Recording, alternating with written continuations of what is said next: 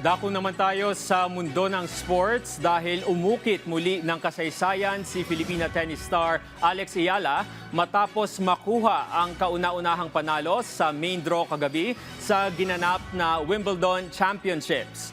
Hindi nagpakita ng awa si Alex Ayala matapos dominahin ang world number 75 na si Renata Zarazua ng Mexico sa score na 6-1, 6-2 sa unang round ng Wimbledon Championship sa London.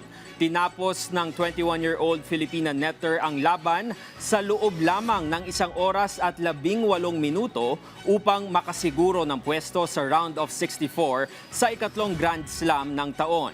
Dahil dito, naitala ni Ayala ang panibagong kasaysayan bilang kauna-unahang Pilipinang nakapagwagi sa women's singles main draw ng Wimbledon mula nang magsimula ang open era noong 1968. Ito rin ang ikalawang panalo ni Ayala sa isang Grand Slam main draw matapos niyang magtagumpay sa US Open noong nakaraang taon.